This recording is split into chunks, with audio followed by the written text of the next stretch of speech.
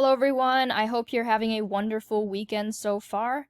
I wanted to take a second to introduce your first speech. I had originally planned to do this on Monday, but I completely forgot that we do not meet, we do not have school because of Martin Luther King Day. So, just so I can get it on your radar sooner rather than later, I wanted to upload this video so you know what to expect in advance. Okay, your introduction speech is 25 points, and the purpose is just to help you practice and prepare and deliver your first speech. It's very low stakes. It's only 2 to 3 minutes.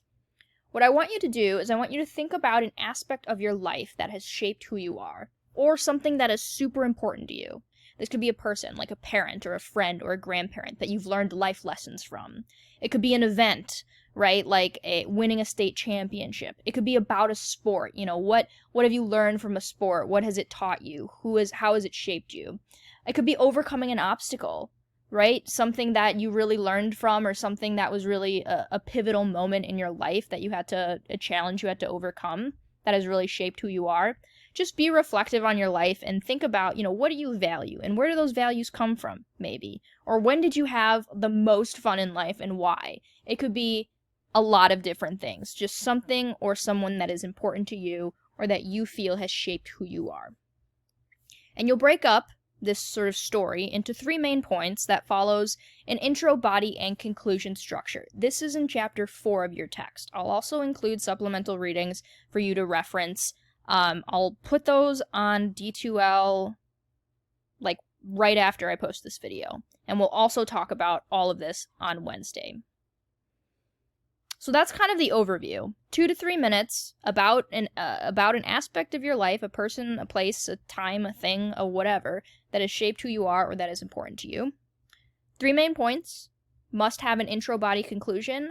Because this is your first speech, and I know a lot of you are nervous or you have anxiety, and maybe this is the first time speaking, I will allow you to deliver your speech using any kind of outline. Note cards, a piece of paper.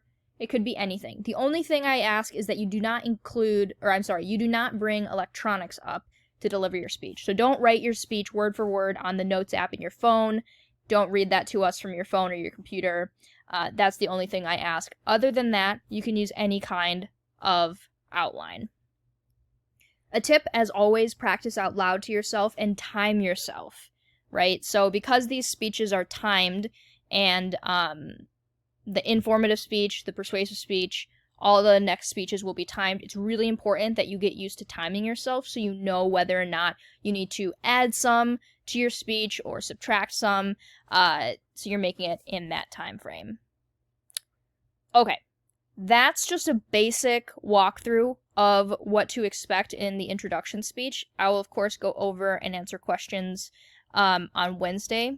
I wanted to point one more thing out.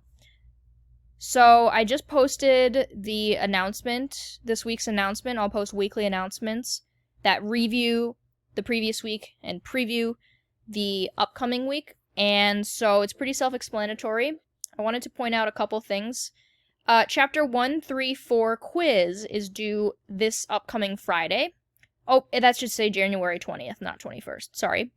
What I'd like you to do before you attempt the quiz is to reference the response example. You can find that under Materials, Content, Quiz Response.